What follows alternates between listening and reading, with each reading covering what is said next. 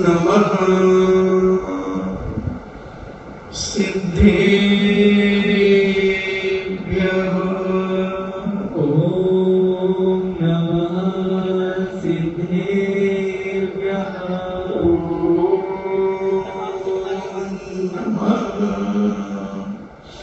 सिद्धेभ्यः। ओम नमः सिद्धेभ्यः। ओम नमः सिद्धेभ्यः। ओम नमः सिद्धेभ्यः। पंच परमेश्वरी भगवान की जय। अहिंसामयी वीतराग विश्व धर्म की जय। देवादिदेव 1008 श्री आदिनाथ भगवान की जय। देवादिदेव 1008 चिंतामणि भोग उपसर्ग विजेता श्री पार्श्वनाथ भगवान की जय। देवादिदेव 1008 शासन नायक बाल ब्रह्मचारी भगवान महावीर स्वामी की जय। परम पूजनीय आचार्य श्रोमणि गुरुवर श्री कुंद कुंद महामुनिराज की जय। परम पूजनीय आचार्य श्रोमणि गुरुवर श्री विद्यासागर जी महामुनिराज की जय। परम पूजनीय निर्यापक श्रवण मुनि श्री सुधा सागर जी महाराज की जय। परम पूजनीय 3,9 करोड़ महामुनिराजों की जय। तपोदय अतिशय क्षेत्र की जय। परम पूज्य चिल्लगढ़ खाती गंभीर सागर जी महाराज जी की जय। समस्त मुनि संत की जय। चर्चा चल रही है अवेक्ष ज्ञानोपयोग की। आज ज्ञान की ललक तो लोगों में है, हर व्यक्ति ज्ञान करना चाहता है। एक छोटे से बच्चे से लेकर 80 और 90 साल का व्यक्ति भी पढ़ रहा है, बहुत पढ़ रहा है। जब हमें किसी बच्चे से पूछते हैं स्कूल जाते हो? हाँ। क्यों? मैं डॉक्टर बनूंगा। स्कूल जाते हो? हाँ। मैं इंजीनियर बनूंगा। कोई कहता मैं पुलिस बनूंगा, कोई कहता मैं सैनिक बनूंगा, कोई कहता मैं पायलट बनूंगा, कोई कहता है मैं आर्टिस्ट बनूंगा। अनेक अनेक प्रकार से अपनी बातें कहते, मगर आज तक एक भी बच्चे ने ये नहीं कहा कि मैं मुनि बनूंगा। एक भी बहन बिटिया ने नहीं कहा कि मैं आलिका बनूंगी, मैं छुल्ला गेलक बनूंगा, मैं ब्रह्मचारी ब्रह्मचारिणी बनूंगा। इससे सिद्ध होता है ज्ञान तो बढ़ रहा है, मगर समीचीन ज्ञान नहीं बढ़ रहा, सम्यक ज्ञान नहीं बढ़ रहा। अगर सम्यक ज्ञान बढ़ता तो इस बच्चे के मुख से निकलता कि महाराज भी बनूंगा, बड़े होकर के बनूंगा। जैसे जय कुमार से जब पूछा एक संत ने, बेटा महाराज बनोगे? तो जय कुमार उस समय छोटे उम्र में थे, कुछ घबराए से, मगर एक उत्तर देकर के भागे, जब आप जैसे बड़ा हो जाऊंगा, जब बनूंगा, और दौड़ करके भागे। तो उस बच्चे ने जो बात कही, तो इस बात को पूरा किया, और आज वर्तमान में निर्यापक श्रवण मुनि श्री सुधा सागर बन गए। क्योंकि पहले साधु यही पूछते थे, थोड़ा सा बच्चा मंदिर आना चालू किया, उससे यही पूछते थे महाराज बनोगे, बाबा जी बनोगे? आज न कोई माँ, न कोई बहन, न कोई बिटिया अपने घर में कभी इस प्रकार की चर्चा करती है। मन में भाव आते ही नहीं कि हमारी संतान भी महाराज बने, क्योंकि उसका एक ही कारण संसार की असारता को नहीं पहचानना। ज्ञान तो करना है मगर समीचीन ज्ञान नहीं करना। खूब ज्ञान की होड़ लगी। आज ज्ञान के ऊपर जितना खर्च किया जा रहा है माता पिताओं का, उतना अन्य कार्यों में खर्च नहीं हो रहा है। एक एक बच्चा 3-3 लाख रुपए एक साल के कोचिंग में लग जाते हैं। कोचिंग पढ़ने के बाद एडमिशन के लिए डोनेशन 10-10, 20-20 लाख, और डॉक्टर बनना है तो 1-1 करोड़ रुपया डोनेशन लग जाता है। इतना खर्च या किसी माता पिता ने किसी धर्म की पाठशाला के लिए किया, किसी धार्मिक संस्थान के लिए किया नहीं किया। कहां से बनेंगे त्यागी व्रती, कहां से बनेंगे धर्मात्मा? क्योंकि हमने उन्हें सम्यक ज्ञान की चर्चा ही नहीं की। केवल एक ज्ञान की चर्चा की कि ज्ञान प्राप्त करना है बेटा, अपन को पढ़ो। हर मां, मैं देखता हूं नन्हे मुन्ने बच्चों को, यहां तक कि 10वीं 12वीं वाले बच्चों को भी माताएं डांटती हुई देखी गई। और क्या कर रहा है वह, क्या करेगा जाके जगह में, क्षेत्र में जाके क्या करेगा? पढ़, यहां पर ऑनलाइन पढ़ाई हो रही है, हाँ तो मैं पढ़ रहा हूं। क्या पढ़ रहा है? पढ़। मगर किसी माँ ने आज तक ये नहीं कहा कि बेटा वहां जाके कुछ धर्म की बातें भी पढ़ना, धर्म की बातें सुनना, क्योंकि प्रवचन होंगे उसमें भी बैठना। किसी माँ ने नहीं कहा आज तक। क्यों नहीं कहा? मैंने विचार किया कि क्यों नहीं लगता लोगों को धर्म की बातों में मन, धर्म की चर्या में मन। फिर जब मैंने अपनी मां जीवानी से पूछा कि मां, इनको धर्म की बातों में, तुम्हारे जीवन चरित्र को पढ़ने में क्यों मन नहीं लगता? मां कहती है, पागल, ये मिथ्या दृष्टि जीव है, ये जैन कुल में जन्म ले लिया है, तो ये मत समझ कि ये सम्यक दृष्टि है। क्योंकि अगर ये सम्यक दृष्टि होते तो ये भयभीत होते, संसार से डरते, संसार भीरू होते और धर्म की ओर बढ़ते। मगर ये तो संसार की ओर बढ़ रहे हैं। सुबह से शाम तक और शाम से सुबह तक इनकी हर क्रिया संसार की होती है, संसार की होती है। तो इन्हें संसार ही अच्छा लग रहा है, इन्हें धर्म अच्छा नहीं लग रहा है। अगर धर्म अच्छा लगता तो ये सम्यक दृष्टि होती, और सम्यक दृष्टि होते तो इनके अंदर सम्यक ज्ञान जागृत होता। क्योंकि ये एक साथ होते हैं। जैसे गौतम गंधर्व यानी इंद्रभूति गौतम को जब सौधर्म इंद्र उनके आश्रम में जाता है, उस समय में घोर मिथ्या दृष्टि था, मगर ज्ञानी तो था। ज्ञान तो जबरदस्त था, उसे सब ज्ञान था, मात्र एक जैन दर्शन का ज्ञान नहीं था। वह अपने ज्ञान को ही सब कुछ मानता था। जब भगवान की 66 दिन तक द्रव्य ध्वनि नहीं गिरी और जनता समोशरण में बैठी है हाथ जोड़ करके, तब इंद्र ने विचार किया कि आखिर क्या हुआ, भगवान की दिव्य ध्वनि क्यों नहीं खिल रही है, क्यों नहीं बोल रहे हैं? भगवान नाराज है, नाराज है। तो हमारे आचार्य श्री कहते हैं, जो नाराज वो महाराज नहीं, और जो महाराज वो नाराज नहीं। तो फिर तो भगवान है, नाराज तो नहीं है। फिर क्या कारण है? उनके ज्ञान को समझने वाला कोई नहीं। जितने लोग बैठे हैं भगवान की 2 घंटे 24 मिनट तक जो दिव्य ध्वनि खेलेगी, उसको जानने वाला, उसको ग्रहण करने वाला उस सभा में कोई नहीं है। सौधर्म इंद्र जैसा बैठा हुआ है, चारों निकाय के देवी देवता बैठे हुए हैं, मनुष्य भी बैठे हुए हैं, त्रियंच बैठे हुए हैं, आलिकाएं बैठी हुई हैं, मुनिराज बैठे हुए हैं, केलक क्षुल्लक बैठे हुए हैं, मगर भगवान की इतनी गहन चर्चा को कोई समझेगा नहीं।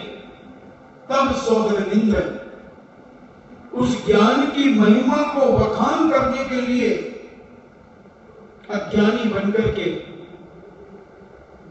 इंद्रवती गौतम के पास गया, जिसके आश्रम में 500 शिष्य विराजमान थे। बहुत बड़ा पांडित्य को प्राप्त था।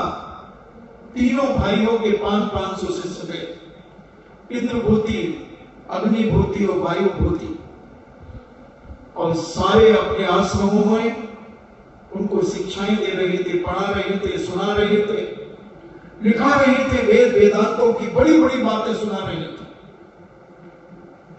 सौधर्मेंद्र द्वादशांग का ज्ञानी होता है, फिर भी एक ऐसा ज्ञानी बनकर के गया और उसने कहा, हे महापांडित को प्राप्त इंद्रभूति गौतम, मेरे प्रभु भगवान महावीर स्वामी की कुछ शंकाएं हैं, क्या आप उनका उत्तर दे सकेंगे? ज्ञान के अहंकार में इंद्रभूति गौतम अपने आप को बड़ा ज्ञानी मान रहा था। जब उन्होंने पूछा कि 3 लोक में 7 तत्व 9 पदार्थ क्या है, 6 द्रव्य क्या है, 6 वेश्याएं क्या है, इंद्रभूति तो बगले झांकने लगा, बगले झांकने लगा। कहता है, ये क्या बातें पूछ रहा है? इसका प्रश्न है भगवान महावीर स्वामी का। वो महावीर का? हाँ, उन्हीं का। थोड़ा सोचता है, कहता चलो मैं उन्हीं को उत्तर दूंगा। ज्ञानी जब अहंकारी हो जाता है तो वो कहता है चलो हम उन्हीं को उत्तर देंगे, और उसके पीछे उसके 500 शिष्य, उनके पीछे उनके भाई और उनके भी 500 शिष्य लगभग चले जा रहे हैं। इंद्रभूति गौतम एक बुजुर्ग का रूप बना करके गया, और जैसे जैसे सौदरनिंद्र आगे बढ़ा, उसके पीछे पीछे वह सारे, और जैसे ही मानसम देखा, समुद्र देखकर मानसम देखा, इंद्रभूति का सारा मान गलित हो गया, गलित हो गया, और मानसम को देखकर उसकी आत्मा में सम्यक दर्शन प्राप्त हो गया। एक अलौकिक प्रतिमाओं को देखकर, अभी साक्षात भगवान महावीर स्वामी को नहीं देखा, अभी तो एक जड़ प्रतिमा को देखा, एक सामने निक्षेप से प्रतिमा को देखा, एक समूह शरण में बैठी हुई प्रतिमा को देखा, और उन प्रतिमा को देखकर उसका मिथ्या दर्शन जो था, संसार में डुलाने में जो कारण था, वह सम्यक दर्शन में बदल गया। और जब सम्यक दर्शन बदला तो ज्ञान जो मिथ्या था उस सम्यक ज्ञान में बदल गया, सम्यक ज्ञान में बदल गया। और जैसे ही आगे बढ़ता है, साक्षात जिनेंद्र भगवान को देखकर दीक्षां देहि का निवेदन करता है, और एसुंज करके वस्त्राभूषण उतार कर और पिछी कमंडल प्राप्त करके उस सभा का मुख्य मुनिराजों में श्रेष्ठ गणधर परमेश्वर को प्राप्त कर देते, और जो मिथ्या ज्ञान था वो सारा का सारा सम्यक ज्ञान में बदल। कब बदल जाए बंधुओं, जीवन का कोई भरोसा नहीं। इसलिए स्वाध्याय करते चलो, पढ़ते चलो, जितना पढ़ते चलोगे एक ना एक दिन वह ज्ञान हमारे जीवन में काम आएगा, काम आएगा। तो ऐसा अभीक्षण ज्ञानोपयोग निरंतर पढ़ते रहो। हम जैसे निरंतर मोबाइल देखते हैं, आज घरों में बड़ी शांतियां हो गई, घर में कोई वातावरण नहीं, कोई झगड़े घंटे नहीं होते आजकल घरों में, क्योंकि घर में जो रहते हैं घर का काम निपटाया और अपना मोबाइल निकाला और उसमें लग गए। दूसरा घर में प्रवेश करता है, वो भी अपना काम करता, भोजन करना भोजन किया, पानी पीना पानी पिया और अपने कुर्सी पे बैठा और अपना मोबाइल चालू कर दिया। तीसरा चौथा पांचवा आता है और सब अपने अपने मोबाइल चालू करके अपने मन मस्त मौला हो जाते। फिर कोई मां कहती है दूध बना दिया, दूध बना दिया, अभी बना दो। कितने बजे? अभी तो 9:30 बजे। वो तो 11 बजे के पहले पीते ही नहीं। तो अच्छा ठीक है, मैं तो सो रही हूँ। हाँ अमन जी आप तो सो, हम लोग अपने अपने मोबाइल से बात करते। उतना समय, कितना समय। मैंने एक दिन कहा था शायद 1 जनवरी के समय कि प्रत्येक व्यक्ति कम से कम 2 घंटे 40 मिनट मोबाइल में यूं खराब कर देते। 2 घंटे 40 मिनट यूं खराब कर देते। पूरा आंकड़ा बताया था। यहां तक मैंने कहा था कि आप मोबाइल में चैटिंग क्या करते हो, चैटिंग करते हैं या किन किन से बातें करते हैं, ये आपको कब काम आएंगे मैं आपसे पूछता हूं। अगर आप अचानक बीमार हो गए, अचानक बीमार हो गए, आपको हॉस्पिटल कौन ले जाएगा? जिनसे आप चैटिंग करते हो, जिनसे आप बात कर रहे हो, कि जो तुम्हारे नजदीक घर में रहते हैं वो।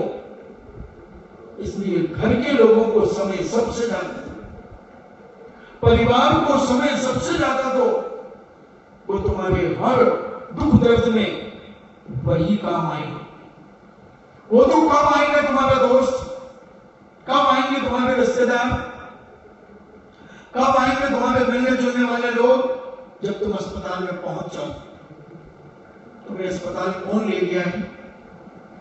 तुम्हारी परेशानी का निवारण कौन कर रहा है? जो तुम्हारे नजदीक हैं, जो तुम्हारे घर के लोग हैं। और कई परिवारों में तो बातचीत ही नहीं होती, मोबाइल में लगे रहते हैं।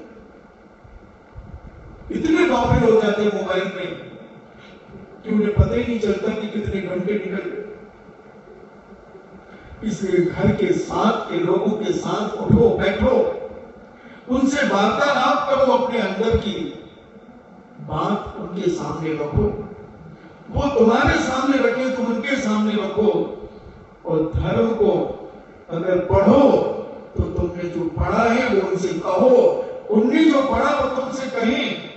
यही तुम्हारे जीवन का आदान प्रदान होकर के तुम्हारे जीवन की उन्नति करेगा। तब तुम संसार से भयभीत होगे।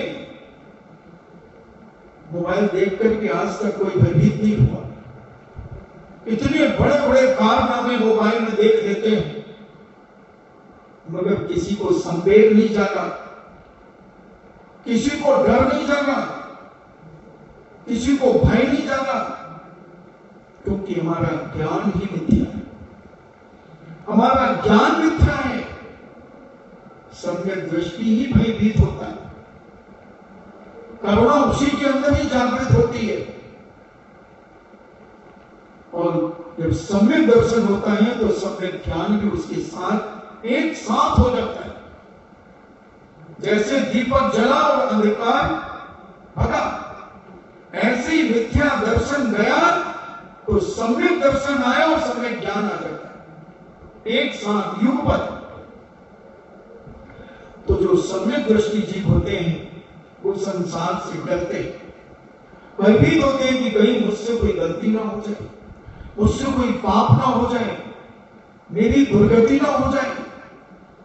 ऐसा ज्ञानी अपने ज्ञान के माध्यम से अपने जीवन को संभालता चला जाता है और अभीक्ष ज्ञान यानी अपने ज्ञान को बढ़ाता चला जाता है। एक ही उद्देश्य उसके जीवन में होता है कि जितना मैं कर लूं इस जीवन में, वही मेरे जीवन में साथ जाने वाला है।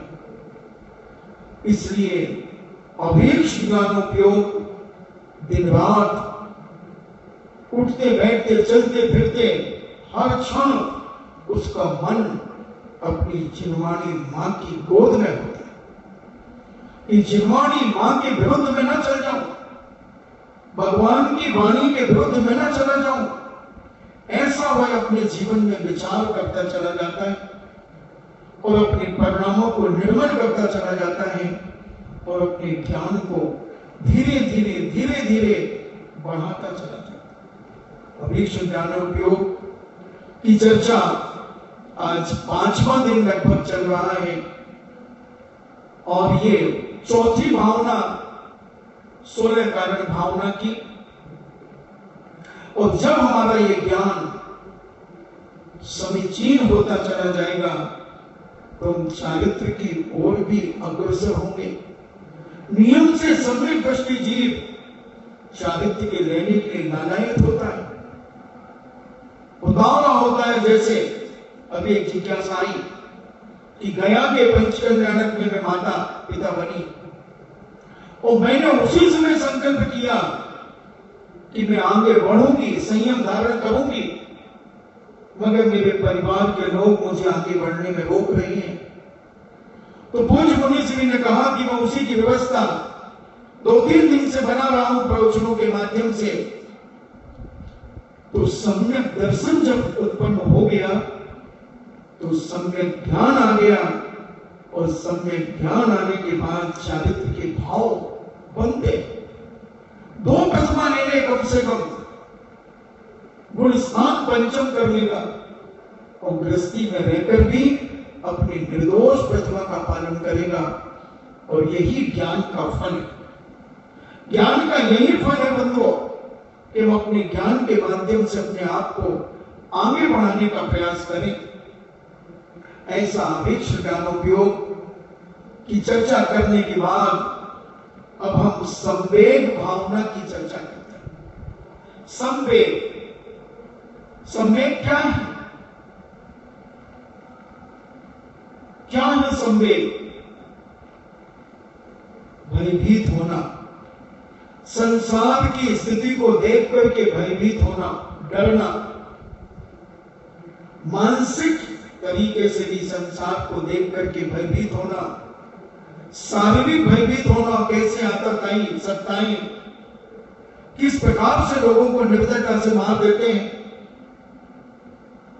अनेक प्रकार से इष्ट वियोग, अनिष्ट संयोग, अलाप जनित दुख अति कष्टदायक है। अतः उन संसार दुखों से नित्य भयभीत रहना पूज्य अखंड स्वामी इसे अभीष्ट संवेग भावना कहते हैं। इन्हें निरंतर भयभीत रहना, निरंतर भयभीत रहना, ऐसी भावना जो शारीरिक मानसिक आदि अनेक प्रकार से प्रिय का वियोग, अप्रिय का संयोग, इष्ट वस्तु का अलाभ आदि जनित दुख जो अति कष्टदायक हैं, उन संसार दुखों से नित्य भयभीत रहना अभीष्ट अभीष्ट संवेग भावना है। ऐसा वह भयभीत रहता है, संसार के दुखों से निरंतर डरते रहना संवेग भावना है। उन्हें कहां डरते हैं? अपन तो बहुत बुलंदी दिखाते हैं, धर्म से डरते हैं, संसार से कोई नहीं डरता आज तक। आपने देखा होगा कोई यात्रा पे निकला, 4 व्हीलर गाड़ी लेकर के गया, अब उसका एक्सीडेंट हो गया। अब एक्सीडेंट हो गया, तुम्हारे पास खबर आई, तुम भी उसी 4 व्हीलर को लेकर के जा रहे। अभी 4 व्हीलर से तो एक्सीडेंट हो गया भाई, अब क्या करें महाराज, देखने तो जाना ही पड़ेगा, पैदल तो जा नहीं सकते, 4 व्हीलर से जाएंगे। अब तुम्हारा फिर एक्सीडेंट हो गया 4 व्हीलर से, अब घर के जो बचे थे वो फिर उसी दूसरी 4 व्हीलर से जाएंगे।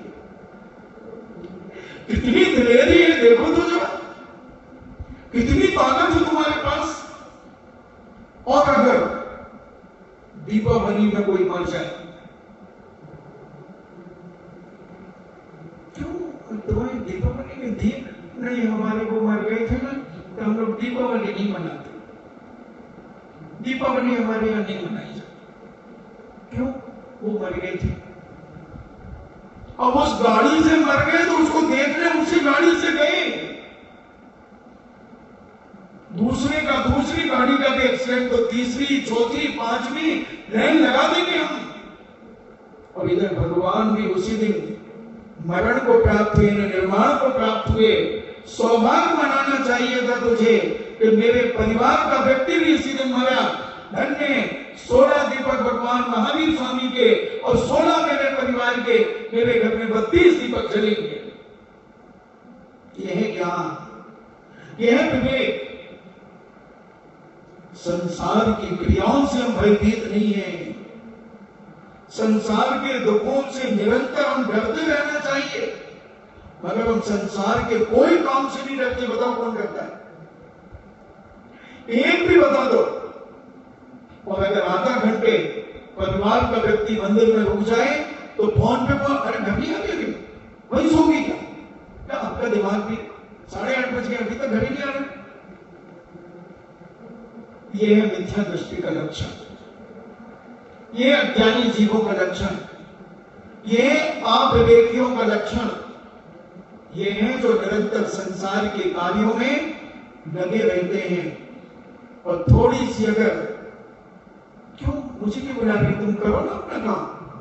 अगर सीरियल आएगा 9 बजे, समझती नहीं हो क्या कर रही है? तो मंदिर में बैठी बैठी आई मैं आई और वो भी के भाई मैं चलो बच्चा ना जोड़िया कहीं स्वाध्याय बता रहा कर, स्वाध्याय ना हो गई लोग लड़के बच्चा ना थी पोता छोरा छोरिया कर साथ में टीवी देख रही हूँ थोड़ी भाई कहीं ना देखूं तो वो नाराज हो जाने वाला। तो स्वाध्याय तो पूरा हो जाना था, अब तो कर लेना भाई, तो चिरवाणी कर लेना, मैं तो काई सब करके चले। बागी क्या देखने गई है वो? टीवी महारानी का स्वाध्याय करने गई। जिनवाणी माता का स्वाध्याय बंद हो गया, फोन आ गया। यह है विनाशकालीन विपरीत बुद्धि। ये मरेंगे और लेट डूबेंगे, खुद जाएंगे दुर्गति में। और जो थोड़ा बहुत भी धर्म करना चाहता है उसका भी विनाश कर देंगे, उसके ज्ञान को भी काला कर देंगे। इसलिए हमारे पूजकनंद स्वामी कहते हैं कि संसार की स्थिति को समझो। शारीरिक मानसिक आदि अनेक प्रकार के जो प्रिय वियोग है और अप्रिय का जो संयोग है, और जो इष्ट वस्तु का अलाभ है जिसे तुम चाहते थे वो नहीं मिली है, ऐसे दुख जनित कष्टदायक है। अतः संसार दुखों से नित्य भयभीत रहना अभीष्ट संवेग भावना है। कैसे कैसे दुख, कैसी कैसी वेदनाएं सुनकर के दिल दहल जाता है, फिर भी हमें वैराग्य नहीं होता। पूज्यमा स्वामी महाराज कहते हैं जगत काय स्वभाव वैराग्यार्थम। जगत की स्थिति को देखकर के वैराग्य हो जाना चाहिए, संसार से संवेग उत्पन्न हो जाना चाहिए। मगर हमारी संवेग भावना, हम संवेग नहीं उत्पन्न करते, वेग से और भर जाते हैं, क्रोधित और हो जाते हैं। उसने ऐसा किया, मैं उसे छोड़ूंगा नहीं, उसके जीवन का विनाश कर दूंगा। अनेक अनेक प्रकार से जन्म जरा मरण रोग आदि शारीरिक और मानसिक दुखों के भार से युक्त संसार से नित्य डरते रहना चाहिए। इसी का नाम संवेग भावना है। मगर कौन डरता है? मरने के बाद कौन दुखी होता है? कितनी देर दुखी होते हैं मुझे बताओ। और दुखी हो रहा है वो क्या कह रहा है उसको गौर से सुनना। आज तक मैंने नहीं सुना कि बहुत सारे मरणों में गए, मरे उनके घरों में गया, आदमी मर जाता है तो आदमी के मुख से क्या निकलता है? एक ने भी आज तक नहीं कहा कि इनका क्या हुआ होगा। सब यही कहते हैं अब हमारा क्या होगा। जो मर गया उसका क्या होगा उसकी चिंता नहीं है। इसको तो उठाओ जल्दी से ले जाओ, बदबू मारेगा। अब हमारा क्या होगा? अभी हमारे 20 भारतीय सैनिक शहीद हुए। मैं उन माताओं की भी आवाज सुन रहा था, उनके परिवार की भी आवाज सुन रहा था। कई माताएं यही कह रही हैं, अब हमारी अजीविका कैसे चलेगी? अब हमारे घर का वही बंदोबस्त करता था, वही कमाऊ पूत था, वही चला गया। अब हमारे घर का क्या होगा? वो तो बेचारे चलो धर्म को नहीं समझते, मगर जो बड़े बड़े धर्मात्मा अपने आप को समझते हैं, जिन्हें भगवान का अभिषेक पूजन करते हैं, स्वाध्याय भी करते हैं, मगर जब कोई घटना दुर्घटना होने पर वो अपनी चिंता और अपने बच्चों की चिंता करते हैं, उस मरने वाले की चिंता कोई नहीं करता। ये है स्वार्थ, ये है अपना मतलब। नहीं बंधुओं, इस संसार की असारता को पहचानो। इस जन्म मरण आदि शरीर की मानसिक दुखों के भार से युक्त संसार से नित्य डरते रहो कि मैं अगर इसमें लिप्त रहा तो मेरा जीवन विनाश को प्राप्त हो जाए। संसार की दशा को देखकर कहां कहां से स्थिति बनी हमारी, क्या क्या नहीं किया हमने अपने जीवन में। क्या कहते हैं पंडित दौलत राम जी, काल अनंत निगोद मझार, भीतरो एक इंद्री धार। ओहो, काल अनंत, अनंत काल हमारा निगोद की गोद में निकल गया, निगोद की गोद में निकल गया।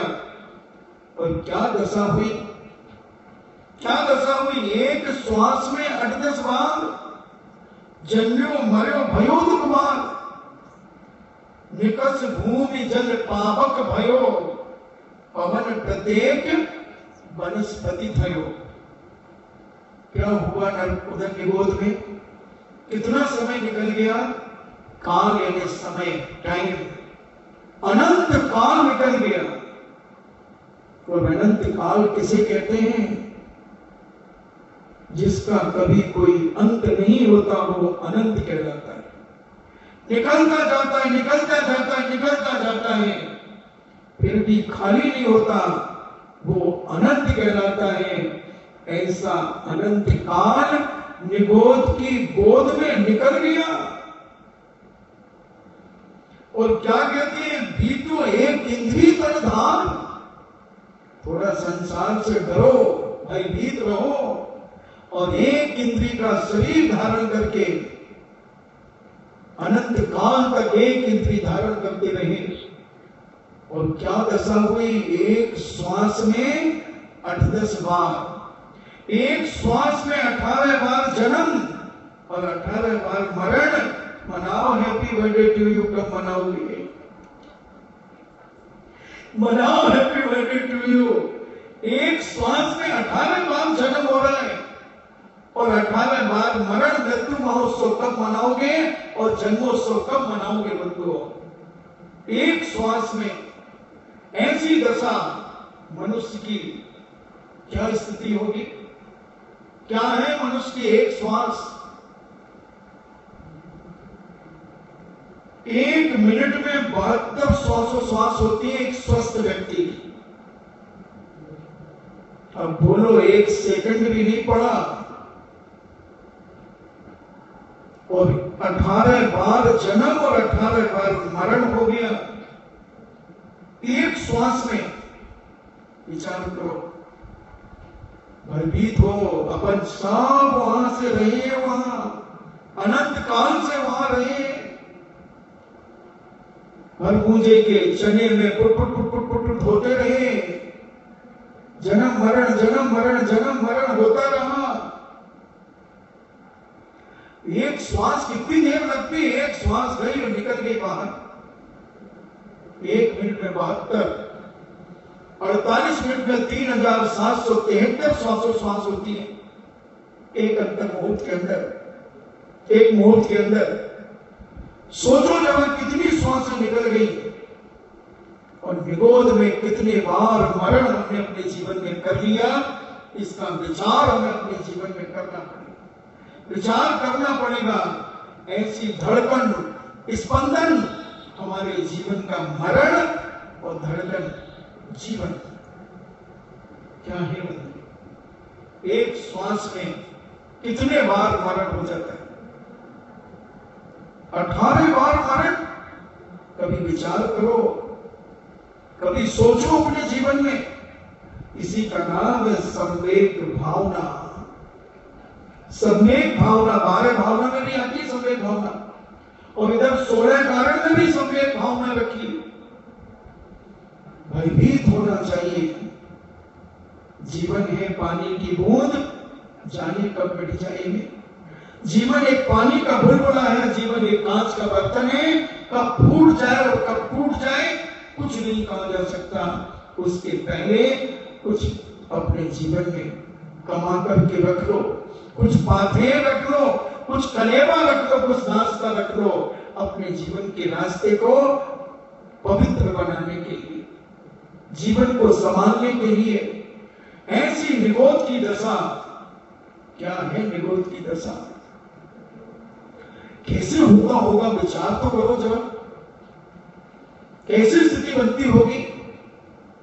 भरत चक्रवर्ती के 923 जीव पुत्र, एक आचार्यों की मान्यता है कि निगोद से निकल करके आए, और दूसरे आचार्य कहते हैं कि निगोद से निकल करके गिजाई बने, और गिजाई बनकर के भरत चक्रवर्ती के पुत्र बने। बोले ही नहीं, किसी से नहीं बोले। 923 पुत्र निगोद से अगर अपन देखें कैसे निकले होंगे, बहुत दुर्लभ है बंधु, बहुत दुर्लभ है निगोद से निकलना। इतना दुर्लभ है, आचार्यों ने उदाहरण दिया कि जैसे चने बेचने वाले भगमुझे, क्या बोलते हैं आपके यहां, जो भट्टियां लगाते हैं, नीचे रेत लगाते हैं और चने डालते हैं, ऊपर से बंद कर देते हैं और नीचे से आग लगा करके foot foot foot foot foot foot foot चने फूटते रहते हैं। और कभी ढक्कन खोला, एकांत 2 चने बाहर निकल गए देखने के लिए। ऐसे ही निगोद से जीव बड़ी मुश्किल में निकलता है। अनंत काल से निगोद में एक इंद्री तन को धार करके वह जीवन जी रहा है। कैसा जीवन होगा, कैसी दशा होगी वहां की? रोंगटे खड़े हो जाते हैं, रूह कांप जाती है, अंतरात्मा हिल जाती है। जो सम्यक दृष्टि होगा वो हिल जाए, कांप जाएगा कि हे भगवान, ऐसी निगोद से हम आए, ऐसी निगोद से आए। और एक श्वास में इतने जीवों की हमने इतने बार मरण कर लिया, इतने बार जन्म धारण कर लिया। ये विचार अंतरात्मा में उत्पन्न होता है, विचार करता है ऐसा जीव और कहता है ये जन्म मरण मैं अनादि काल से कर रहा हूं। एक बूढ़ी मां थी, उसका जवान बेटा मर गया, दहाड़ मार मार करके रो रही थी, खूब चीख रही थी। सारे गांव वाले आ गए, बोले अम्मा जी क्या हुआ? बोले मेरा जवान बेटा मर गया, मेरा जवान बेटा मर गया, कौन मुझे संभालेगा, कौन मुझे पालेगा? इतने में एक साधु आया और साधु ने कहा ये मां ऐसे नहीं मानेगी, ये सोच रही है कि मेरे घर का ही मरा है अभी तक और किसी का नहीं मरा। तो उसने कहा मां मैं तेरे बेटे को 1 मिनट में चिंता कर दूंगा, चिंता मत कर तू, मगर एक काम कर। बोल बेटा, बोल साधु महाराज। 1 किलो सरसों ले आओ तुम, किसी के घर से 1 किलो सरसों ले आओ, बस इतना ध्यान रखना कि उसके घर में कोई मरा ना हो। बोले हाँ मेरी तो बहुत इज्जत है, मैं तो 1 किलो क्या, मैं तो 10 किलो ले आऊं बाबा जी सरसों। बोले नहीं अम्मा जी 1 किलो ही लिया। और वो गई पड़ोसी के यहाँ, 1 किलो सरसों दे दे। हाँ लो माँ जी। बोले थारा कोई मारो को नहीं? हमारा 20 साल पहले या का दादाजी मरा था।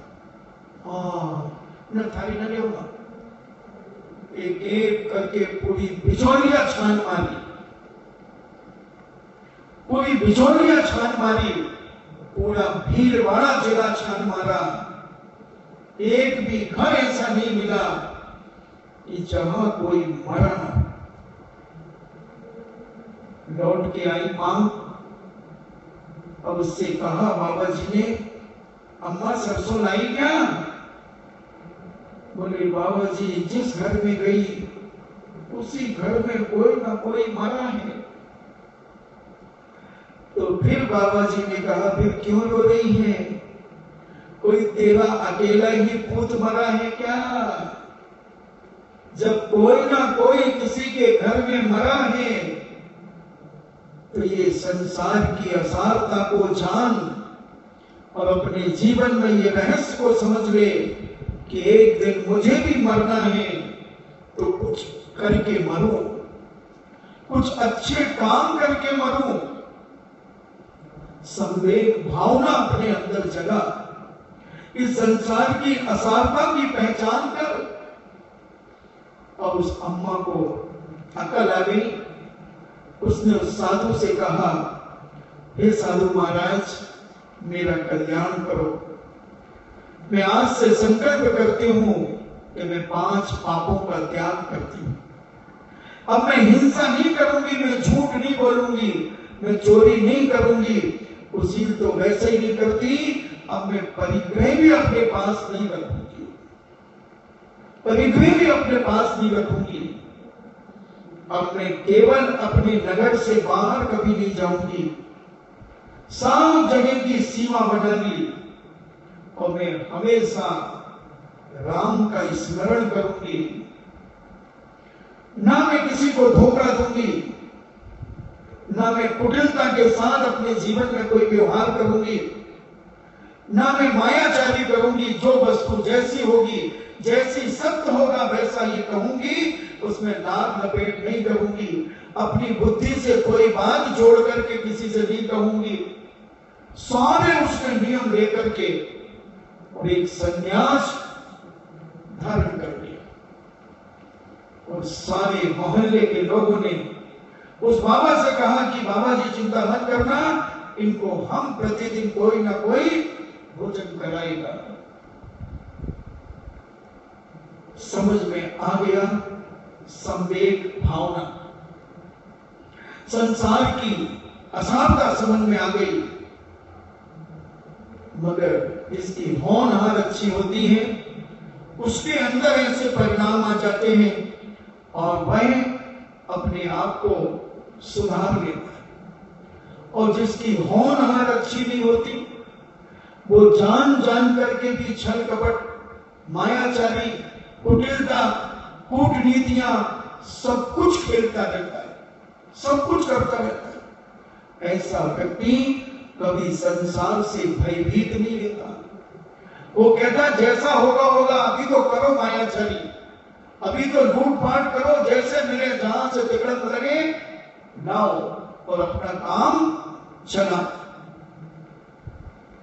उधारी लेना पड़े ले लो, झूठ बोल करके किसी से कुछ लेना पड़े ले लो। जब देना होगा, जब देखेंगे, अभी किसने देखा देना, अभी तो लेना ही लेना चालू है। मगर वो भूल जाता है कि यहां से मरण के बाद भी मुझे जन्म लेना पड़ेगा, पाई पाई चुकाना पड़ेगी। बंधुओं, जितने भी कर्म तुमने दूसरों के साथ धोखाधड़ी किए, वो सब तुम्हें चुकाना पड़ेंगे। मैं संवेग भावना के माध्यम से तुम्हें अनेक अनेक चीजें बताने का प्रयास करूंगा कि तुम अपने आप को कैसे संभालो, जीवन का कोई भरोसा नहीं है कब आदमी मरण को प्राप्त हो जाए, कुछ नहीं कह सकते। इसलिए अपने आप का शुद्धिकरण करना शुरू करो, अपने अंदर के कसायों को कम करो और अपने आप का सुधार करना शुरू करो। दूसरों को सुधारने की चिंता मत करो, स्वयं सुधारना शुरू करो। अपना लोटा छानो और छान करके पीना शुरू कर दो। कुआ छानने के चक्कर में मत रहना कि मैं कुआ छान लूंगी फिर सबको पिलाऊंगा मैं कुआ छान करके। तेरे बाबा भी नहीं छान पाएंगे कुआ। जो फरिश्ते चले गए ऊपर उनको भी बुला लो तो वो भी नहीं छान पाएंगे। इसलिए जितना तुम्हें जीवन में जो कुछ जरूरी है उतना तुम अपने जीवन में करो। कौन क्या कर रहा है उसके लिए आंखें बंद कर लो, आंखें बंद कर लो, मत देखो उनकी तरफ, अपनी तरफ देखो, अपनों को देखो और अपने आप को देखो।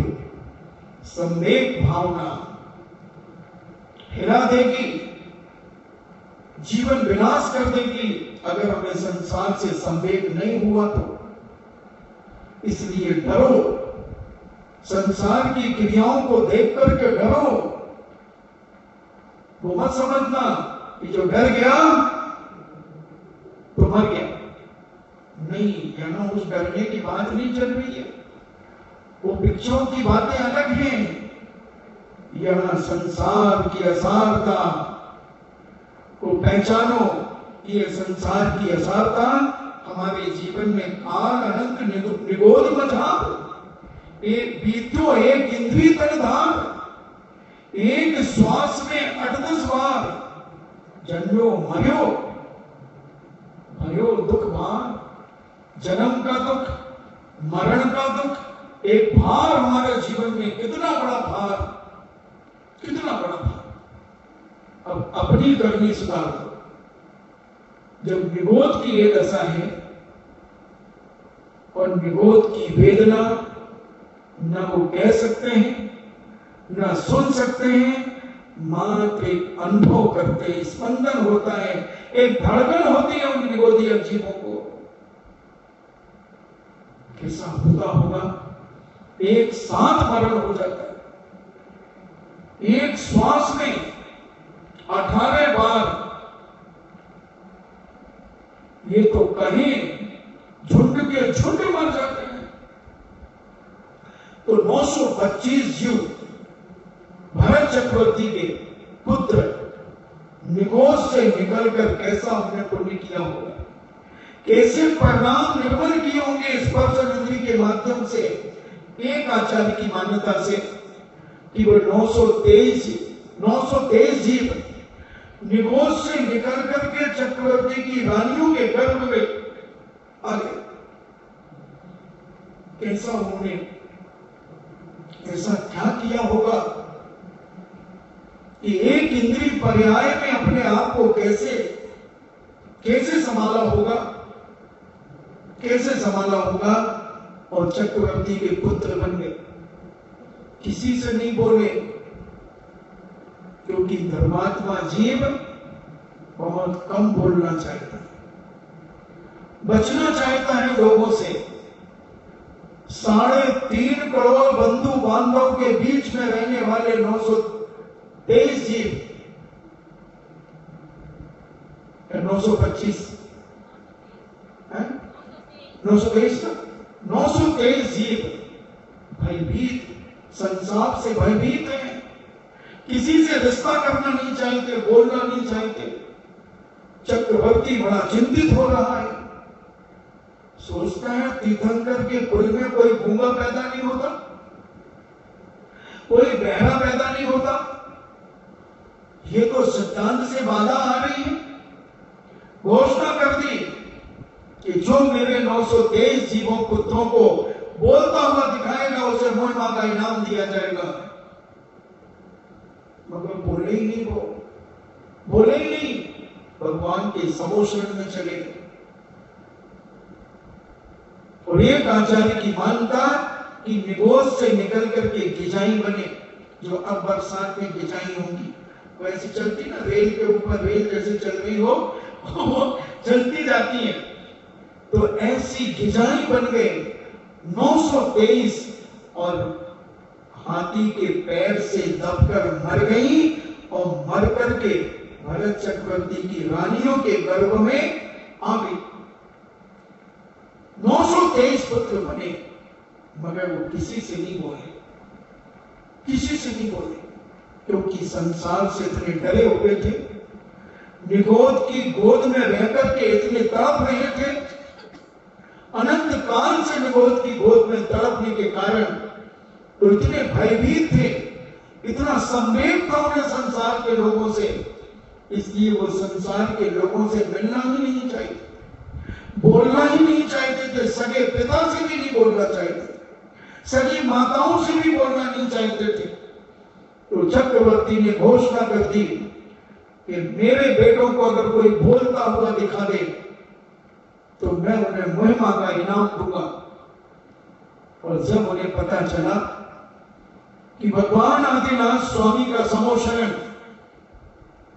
लग गया है, वो सीधे 923 चुपचाप गए भगवान के समोशरण में और दीक्षाम देही, दीक्षाम देही, दीक्षाम देही। तो लोगों ने सुना कि बोल गए, दौड़े, लालची लोग दौड़े, जो लोभी थे, जो धन तृष्णा में लिप्त थे, वो भरत चक्रवर्ती के पास दौड़े, बोले मैंने देखा तुम्हारे बेटे बोले। चक्रवर्ती कहता चलो दिखाओ। वो तो 3 बार बोले, स्तुति किए, वस्त्र भूषण उतारे और वही ध्यान में बैठ गए, मौन लेकर के पुनः बैठ, बोले नहीं। चक्रवर्ती कहता दिखाओ मेरे बेटों को बोलते हुए। बोले वो तो मुनि बने, मौन मुनि। मुनि कौन है? जो मौन रहता है वो मुनि। परिभाषा की संवाद सिद्धि के अंदर पूछे कि जो मौन है वही मुनि है। अब वो बैठ गए मौन होकर के 923, क्योंकि अनंत काल से निगोद में तड़प रहे थे, मर रहे थे, जन्म ले रहे थे, मगर हमें वैराग्य नहीं हुआ, हमें 1 सेकंड का भी वैराग्य नहीं हुआ। हम तो हो सकता है कि बैठे बैठे भी हम कोई राग की बात सोच रहे, हम बैठे बैठे भी कोई संसार को बढ़ाने की बात सोच रहे हो। इसलिए हमारे संतों ने कहा कि बंधु अपने जीवन में वैराग्य की क्षणों को उत्पन्न करो और एक एक निगोद से लेकर के 10 पर्याय तक की दशा का स्मरण मैं तुम्हें कराऊंगा, तुम्हें समझाऊंगा कि निगोद में कैसे तड़पता है आदमी, कैसे तड़पता है वो जीव, और क्या है उसके जीवन की ताकत। मात्र एक स्पंदन, एक स्पर्श, एक स्पर्श और मरण प्राप्त हो जाता, फिर जन्म ले लेता, फिर मर जाता, फिर जन्म ले लेता, फिर मर जाता। अनंत काल से ऐसा करते करते फिर क्या हुआ? निकस भूमि, फिर निगोद से निकल करके भूमि बने, पृथ्वी कायिक बने। पृथ्वी की दशा क्या है? लाखों गाड़ियां कुचल रही हैं पृथ्वी कायिक जीव को। कोई आग लगा रहा है, कोई कुचल रहा है, कोई खोद रहा है, कोई वजन रख रहा है। बड़े बड़े मकान, बड़े बड़े मकान बनाए जा रहे हैं उस पृथ्वी के ऊपर, पृथ्वी को खोद कर। क्या दशा है पृथ्वी की वेदना, पृथ्वी की दशा, पृथ्वी का जीवों की दशा, कितनी वेदना। जला दिया बीड़ी पीने वाले ने, 2 दिन फुक्कियां लगाई और उसी जमीन पर घिस दी बीड़ी। मैंने नहीं पी कभी चिंतावन,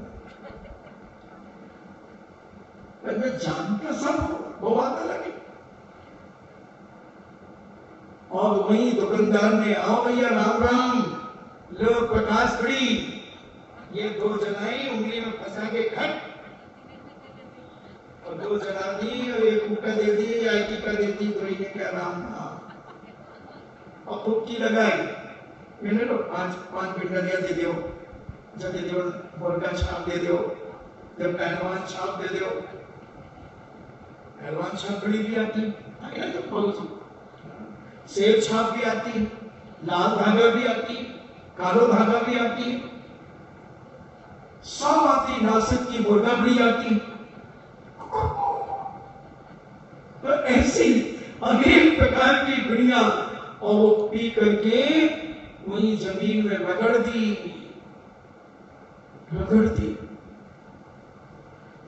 निकस भूमि, और भूमि बने हैं, भूमि पृथ्वी बने हैं निगोस से निकल करके। क्या पृथ्वी की दशा है, आप देखो कितना भार इस पृथ्वी के ऊपर, कितनी खुदाई। माइंस वालों से पूछो, 200 300 फुट गहरी खुद गई, बड़े बड़े बेसमेंट बन के, बस महाराज 15-20 दिन बाद पानी भर जाना, माइंस से बंद हो जाएंगे, जितना निकाल लेंगे, फिर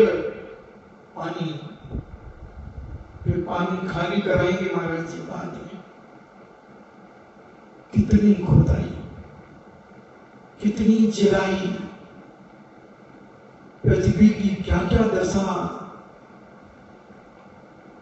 थाली तो कुछ भी नहीं है भाई, तू तो अकेली बैठी है बस, मैं घड़ी को जैसे यही के ऊपर प्रवचन हो। तो ऐसी मन से आदमी छोड़े तब छूटना माना जाता है। मन में तो तृष्णा भरी है और बात कुछ और करे, तो सब जाने, केवली भगवान तो सारा जाने हैं। तो ऐसी जमीन पृथ्वी का जीवों की क्या दशा, बड़े बड़े औजार,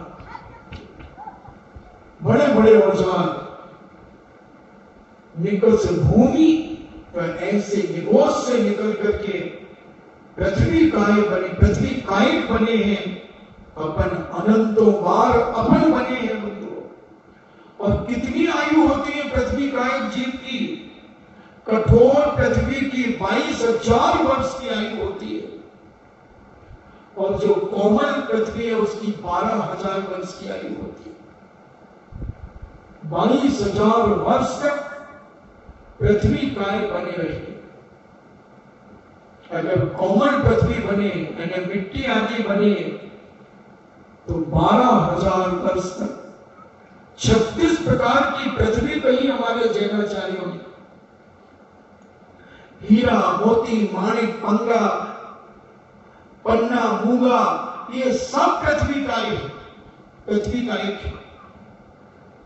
सब पृथ्वी का एक। 36 प्रकार की पृथ्वी, क्या क्या नहीं बनी, सोना, चांदी, हीरा, मोती सब बने, अपन बनकर के आए हैं, हम बनकर के आए हैं, निगोस से निकल करके। निकस भूमि, पंडित दौलत राम जी ने घाघर में सागर भर दिया। 96 दोहे, एक मिनी समयसार है, मिनी समयसार है। अगर सही ढंग से लोग पढ़ लें तो उनका बेड़ा पार हो जाए, बेड़ा पार हो जाए। ऐसा ये मिनी समयसार है। दौलत राम पंडित जी ने इस छोटे सी ग्रंथ को लिखकर आंखें खोल दी हमारी। तो निगोद से निकलकर अपना समय हुआ तो हम समझें कि निगोद से निकलकर निकस भूमि यानी पृथ्वी बने, और पृथ्वी की दशा दुर्दशा अपन देख रहे हैं। क्या दुर्दशा हो रही है, कैसी पृथ्वी के ऊपर बड़ी बड़ी गाड़ियां, ट्रेनें किस प्रकार से चल रही हैं, मोटर, कारें। कम से कम 2000 में इतनी कारें बिजोरिया में नहीं थी। पृथ्वी कम से कम 7 में तो ठीक थी। और 2002 में, पहले मुझे ध्यान है जब मैं 2000 में आया था तो ज्यादा से ज्यादा 2-3 जीपें थी। एक तो भवन लाल पटवारी के पास और एक शायद कस्तूरचंद काला, और एक आध 2 और होंगी किसी के पास। ये 4 गाड़ियां ज्यादा से ज्यादा 2000 में थी। अब इसमें मैं कितने शून्य बढ़ा दूं? अगर पूरे बिजौरिया को ले लूं तो 2 शून्य बढ़ाने में तो कोई अतिशयोक्ति है ही नहीं। और अगर इनकी माइंसों के सारे लोडर, जेसीबी, ये सारी जोड़ लो तो 3 शून्य बढ़ाने का कोई डर नहीं। 3 शून्य अगर बढ़ गए 4 में तो 4000 हो गए। अब कितनी कुचली जा रही है पृथ्वी, कितनी वेदना से भर रही है। और ये डाबी आबी का एरिया और ले लो, जो कि बिजौरिया में आबी वो ऐसा क्या डाबी, चलो बिजौरिया ही ले लो, जितने देर आगे पीछे खड्डे बने, बड़े बड़े खड्डे। तो ये कितनी गाड़ियां, 4000 गाड़ियां को अनुमान लगा दे। 20-22 साल में कितनी गाड़ियां बढ़ गई। पृथ्वी कितना सहन कर रही है, कितना सहन कर रही है। अपन ये सोचो कि हमारी छाती पर ऐसा ही वजन रखा गया है, ऐसा ही वजन हमने अनंत काल तक अपनी छाती पर एक इंद्री बनकर, पृथ्वी का एक बनकर, और ऐसा वजन अपनी छाती पे रखा है 22,000 वर्ष तक। 22,000 वर्ष तक इस प्रकार से हमारी दुर्दशा हुई है।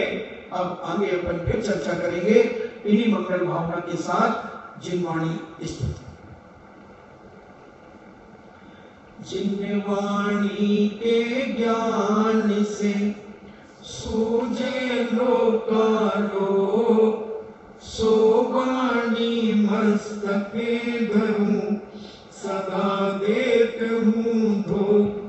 ए जिनवाणी भारती तो जपो दिन रैन, जो तेरो शरणा गए सो पावे सुख चैन।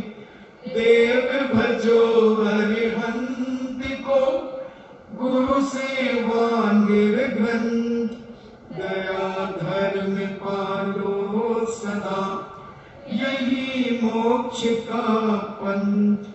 नमो।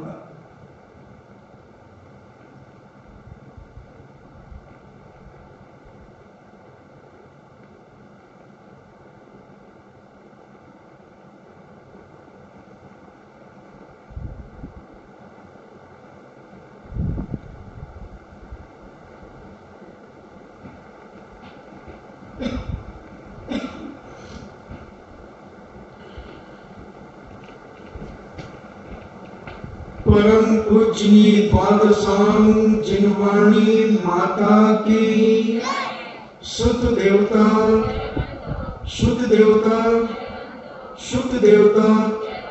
जैनम जेतु शासनम, जैनम जेतु शासनम, जैनम जेतु शासनम।